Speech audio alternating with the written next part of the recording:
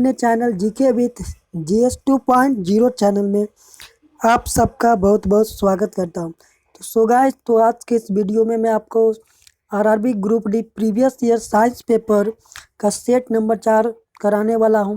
तो चलिए हम लोग वीडियो को स्टार्ट करते हैं। तो देखिए आपका स्क्रीन पर पेपर कब हुआ था, तो आप यहाँ पर मैं आपको क्लियर ही कर देता हूँ कि देखिए आपका पेपर यहाँ हुआ था तो ये आपका 7 दिसंबर 2018 को ये पेपर हुआ था, ठीक है। तो और ये पेपर आपका जो था वो सेकेंड शिफ्ट का थी, शिफ्ट नंबर आपका 2 आपका पेपर है, ठीक है। और ये देखिए यहाँ पर आरआरबी लिखा हुआ है, यानी रेलवे रिक्वायरमेंट बोर्ड आपका दिया हुआ है। तो चलिए, ये 2018 में वैकेंसीज आई थी और इसका एग्ज़ाम लगभग स्टार्ट हो गया था 17 सितंबर से। तो चलिए हम वीडियो को आगे बढ़ते हैं। तो आइए, तो आपका पहला प्रश्न है, स्क्रीन पर आप देख सकते हैं कि उत्तक जो पौधे को कठोर और मजबूत बनाता है उसे कहा जाता है। तो देखिए, जो पौधों के जो कठोर और मजबूत बनाने वाले के जो उत्तक होते हैं उस उत्तक का नाम है आपका स्क्लेरेनकाइमा। तो इस प्रश्न का राइट आंसर आपका 1 हो जाएगा। तो आइए प्रश्न संख्या 2 को ओर बढ़ते हैं। प्रश्न संख्या 2 आपके स्क्रीन पर दिखाई दे रहा होगा कि लौह सामग्री का विद्युत लेपन करने के लिए निम्नलिखित में से कौन सी धातु का उपयोग किया जाता है। तो देखिए, विद्युत लेपन क्या होता है, तो इसे हम जंग से बचाने के लिए जो लौह की सामग्री होता है उस पर हम विद्युत लेपन करते हैं। तो उसमें जो प्रयोग किया जाता है उसका राइट आंसर हो जाएगा आपका जिंक होने वाला है इसका राइट आंसर। लेकिन रेलवे के द्वारा ये आंसर गलत इसका दिया गया है। तो इसका राइट आंसर हो जाएगा आपका जिंक और इसका संकेत होता है Zn। तो चलिए प्रश्न संख्या 3 को हल करते हैं। तो प्रश्न संख्या 3 आपका न्यूमेरिकल से संबंधित है कि 36 केजी बारूद में 27 केजी सोरा 5.4 केजी चारकोल और सल्फर की कुछ मात्रा है। तो सल्फर की प्रतिशत ज्ञात कीजिए, ठीक है। तो देखिए हमारे पास जो कुल मात्रा है बारूद की कितना है, 36 केजी, ठीक है, 36 केजी है। और इसमें 27 केजी आपका क्या दिया हुआ है, तो 27 केजी आपका क्या है, सोरा है, ठीक है। और 5.4 क्या है आपका चारकोल है, ठीक है, चारकोल। तो चलिए इसको हम यहाँ से सॉल्व कर लेते हैं पहले कि टोटल इसको फाइंड कर लेते हैं यहाँ पर ही। तो देखिए आपका कितना हो गया, तो ये आपका हो गया 32.4 सोरा और चारकोल है, ठीक है। तो आप इसको इसमें से घटा देंगे 32.4 को, तो जो आपका जो निकल के आएगा उस सल्फर की मात्रा आपका निकल के आ जाएगा। तो देखिए सल्फर की मात्रा आपका कितना निकल के आ जाएगा, तो आपका सल्फर की मात्रा आपका लगभग 3.6 केजी निकल जाएगा। और इसका आपका क्या निकालना है, तो परसेंटेज निकालना है। तो चलिए हम लोग निकाल देते हैं। तो टोटल सल्फर की मात्रा कितना हमें निकल के आया, 3.6 केजी, ठीक है। ये सल्फर की मात्रा है, ठीक है।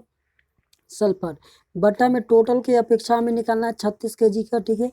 गुने परसेंटेज में बदलना, 100 से कर दीजिए मल्टीप्लाई, पॉइंट हटा दीजिए यहाँ, 100 आपका जीरो बैठ जाएगा। तो 1 जीरो से 1 जीरो कटते हो गया 36 से आपका 36 कट गया, बचा आपका कितना 10, यानी आपका राइट आंसर हो जाएगा 10%। यानी सल्फर की जो प्रतिशत होगा कितना होगा आपका 10%, राइट आंसर हो जाएगा सल्फर की मात्रा। चलिए अब 4 को हल करते हैं।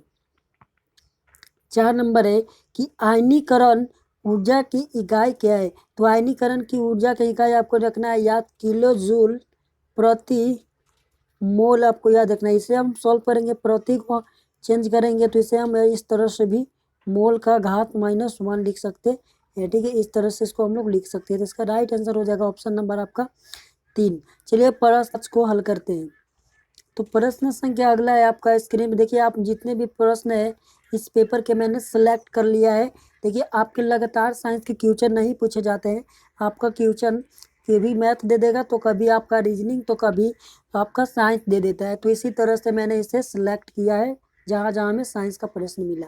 देखिए अगला आपका देखिए फाइलम, फाइलम डैश विशेष रूप से समुद्री जानवर में होता है। तो देखिए फाइलम आपका किसमें, समुद्री जीव किसमें पाया जाती है ये पूछा जा रहा है। तो ये आपका होगा एकिनोडर्माटा हो जाता है, यानी जितने भी आपके समुद्री जीव आएंगे ठीक है, वो किस में आएंगे, तो एकिनोडर्माटा में आता है जब आप एनिमल किंगडम यानी जंतु जगत आप पढ़ेंगे। ठीक है, तो चलिए अगले प्रश्न को हल करते हैं। प्रश्न देखिए कितना इजी सा प्रश्न आपसे पूछ लिया गया है कि प्रतिरोध की एसआई इकाई क्या है। तो देखिए प्रतिरोध तो हमें पता है कि हमने ओम का नियम पढ़ा है, तो ओम का नियम इक्वल टू क्या होता है, तो आई इंटू आर। ठीक है, जिसमें हमें क्या होता है, तो भी तो आपका हो जाता है, क्या होता है, विभवांतर हो जाता है आपका प्रवाहित विभवांतर। आई आपका क्या होता है, तो ये आपका धारा हो जाता है यानी करंट हो जाता है। और आर को हम लोग क्या बोल देते हैं, तो इसे हम बोलते हैं प्रतिरोध। ठीक है, प्रतिरोध। और इसी का हमसे मात्रक पूछा है, तो इसका मात्रक हम लोग क्या लेते हैं, ओम लेते हैं। ठीक है, ओम आपका राइट आंसर इसका होगा। और इसका संकेत होता है इस तरह से हम लोग संकेत दर्शाते हैं। तो इसका जो राइट आंसर हो जाएगा आपका ऑप्शन नंबर आपका 1 राइट हो जाएगा।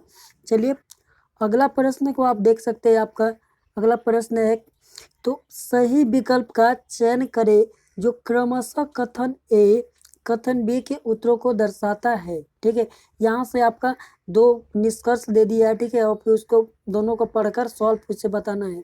नमक के एक सूत्र इकाई में उपस्थित जल अणुओं की नियत संख्या कितनी होती है। दूसरा बी में दिया है कि CuSO4 5H2 जल में जल अणुओं की संख्या क्या होती है। ठीक है, तो यहाँ पर देखिए जल अणु की संख्या, देखिए पहले हम लोग क्या करते हैं, तो ये पहले नमक के एक सूत्र इकाई उपस्थित जल अणुओं की नियत संख्या कितनी होती है, तो इसका जो हम जांच कर सकते हैं कैसे, क्रिस्टलीय जल के द्वारा जांच कर सकते हैं। ठीक है, और दूसरा आपने पूछा है कि CuSO4 5H2O में आपके जल के अणु पूछा है। तो देखिए जल के अणु यहाँ कितने आपके दिखाई दे रहे हैं, तो आप देखिए 5 दे रहा है आपका ना, है ना, 5 यहाँ देखिए आपका लिखा हुआ है 5। तो ये हो जाएगा आपका क्रिस्टलीय जल, और जल के अणु कितने होंगे, 5 हो जाएगा। आपका राइट आंसर हो जाएगा 2 नंबर। तो चलिए अगले प्रश्न को सॉल्व करते हैं। ना आपसे पूछा गया था कि अरेखित पेशीय डैश होती है। तो क्या होता है, जो अरेखित पेशीय होते हैं, ठीक है, इस क्या होता है, इसमें एक कोशिकीय होते हैं। ठीक है, एक कोशिकीय। ठीक है, चलिए अगले प्रश्न को हम लोग हल करते हैं। तो अगला प्रश्न आपसे पूछा गया है कि उत्तक पौधे में भोजन का परिवहन करता है। तो देखिए अगर उत्तक पौधे में क्या करते हैं, भोजन के परिवहन किस उत्तक के माध्यम, कौन सा उत्तक के माध्यम से पौधे में भोजन का परिवहन होता है। तो देखिए हमारे पास मान लीजिए ये पौधा है। ठीक है, तो इसमें जो प्रत्येक पत्तियों के प्रत्येक भाग में जो क्या होता है, खाना पहुँचता है। ठीक है, प्रत्येक भाग में क्या करते हैं हम लोग, खाना पहुँचाते हैं। तो ये किसके माध्यम से होता है, तो ये आपका होता है फ्लोएम के माध्यम से, फ्लोएम उत्तक के माध्यम से होता है। ठीक है, फ्लोएम ये भोजन का करता है। ठीक है, फूड का करता है। ठीक है, एप से याद रखिए, फर्स्ट से होता है ना, फर्स्ट से फूड आपका हो गया। ठीक है, फर्स्ट से फूड, फर्स्ट से फ्लोएम, यानी फूड का कौन करेगा, फ्लोएम करेंगे। ठीक है, अगर आपसे जल का पूछेगा तो आपका जाइलम हो जाएगा। यही प्रश्न हमसे रेलवे NTPC एग्जाम में 5 फरवरी के जब मैंने एग्जाम देने गया था, तो ये मेरे शिफ्ट में ये प्रश्न आया था, और इसका राइट आंसर फ्लोएम था। तो चलिए अगले प्रश्न को हल करते हैं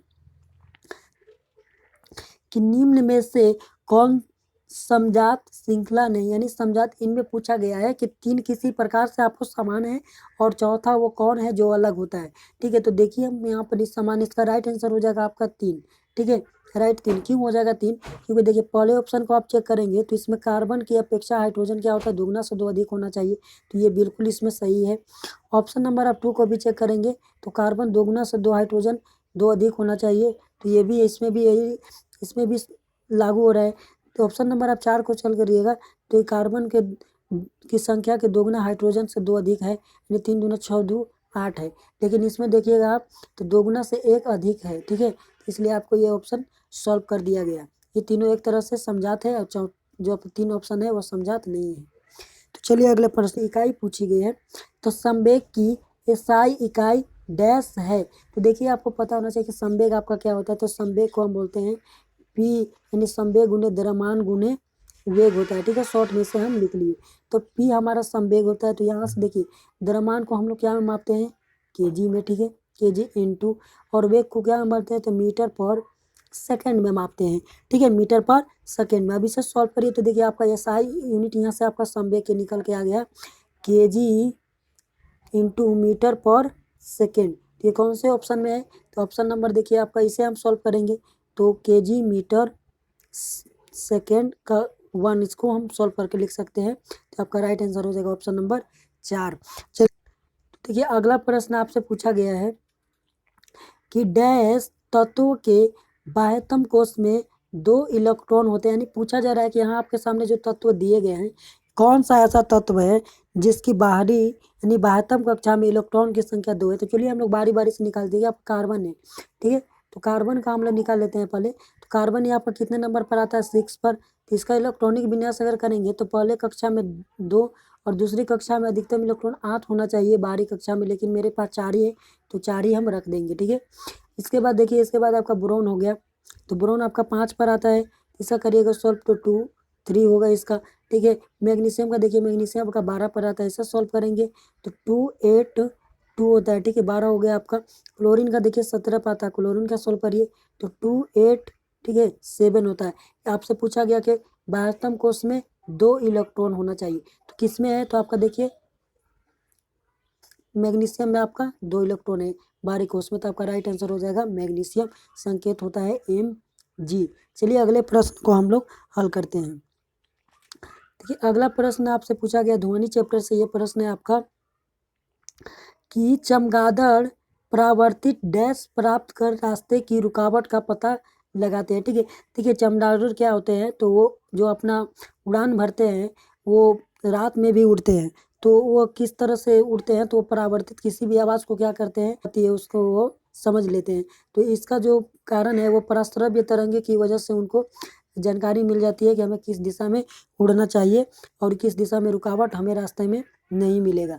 तो ये पराश्रव्य का ये लोग परावर्तित करते हैं, इसलिए इन्हें दिक्कत नहीं होती है रात के उड़ने में। चलिए अगले प्रश्न को हल करते हैं। न्यूमेरिकल से है, देखिए बहुत इजी न्यूमेरिकल आपसे पूछा गया है कि 80 केजी द्रव्यमान के एक व्यक्ति 240 न्यूटन बल से दौड़ता है, तो उसका त्वरण डैश होना चाहिए। देखिए त्वरण आपसे पूछा गया है, तो देखिए आपको न्यूटन की गति के द्वितीय नियम से आपका बल का व्यंजन मिलता है, और क्या होता है वो सूत्र, तो बल इक्वल टू द्रव्यमान गुणे त्वरण होता है, ठीक है। अब आपसे देखिए यहाँ पर न्यूटन यहाँ कितना बल दिया है, तो 240 न्यूटन का बल है, तो 200 आपका 40 यहाँ न्यूटन आप लिख लीजिए, बल लिख लीजिए। इसके बाद द्रव्यमान कितना दिया 80 केजी द्रव्यमान, तो 80 केजी आपका द्रव्यमान दिया। आपसे पूछा है त्वरण, त्वरण को हम लोग बोलते हैं ए, तो ए आप यहाँ से निकालिएगा तो इसके 240 बट्टा में 80 आ जाएगा, सॉल्व करिएगा तो 0 से 0 खत्म, 8 3 का 24 यानी 3 मीटर पर सेकेंड स्क्वायर आपका राइट आंसर हो जाएगा, जो ऑप्शन नंबर आपका ए राइट हो जाएगा। चलिए अब पूछा गया है कि विषम की पहचान करें। देखिए विषम का आपको क्या करना है, पहचान करना है। तो देखिए यहाँ पर ही पूछा है कि 9 सेंटीमीटर स्क्वायर पास्कल न्यूटन पर मीटर स्क्वायर न्यूटन, इसमें कौन सा अलग है, ठीक है। तो आपको ऑप्शन देखे तो आप मार दीजिएगा, लेकिन आपको एक्चुअली में समझना चाहिए, ठीक है। तो देखिए आपको पता होना चाहिए कि प्रेशर क्या होता है, तो क्या होता है, तो बल बटा क्या होता है, क्षेत्रफल होता है, बल बटा क्षेत्रफल होता है, ठीक है। पी को हम लिखते हैं बल एफ बटा ए लिखते हैं, ठीक है। तो इसका यहाँ पर सूत्र दिया हुआ है, ठीक है। तो एफ का होता है बल न्यूटन हो गया, एरिया को क्या मानते हैं मीटर पर सेकेंड मीटर में, मीटर स्क्वायर में। तो देखिए पहला आपको हो गया मीटर -2, एक ये मिल गया, और देखिए दूसरा में पास्कल पी दिया पास्कल, तो ये दब का ही मात्रक होता है। अब देखिए यहाँ 9 सेंटीमीटर स्क्वायर किया, ठीक है, तो ये भी आपका होता है। देखिए CGS पत्ती में हम लोग बल का मात्रक क्या होता है, तो डाइन हो गया, और CGS पत्ती में आपका क्षेत्रफल का मात्रा क्या होता है, सेंटीमीटर और स्क्वायर। इसको भी सॉल्व करेंगे हम लोग, तो 9 सेंटीमीटर -2 हो जाएगा। तो ये सभी क्या मात्रक है आपके दाब के है, ऑप्शन ए, ऑप्शन बी और ऑप्शन 3, लेकिन 4 आपका न्यूटन होता है बल का, इसलिए आपका राइट आंसर हो जाएगा 4 नंबर। बल से संबंधित प्रश्न है आपका। तो देखिए आपका अगला प्रश्न है कि 1 किलोवाट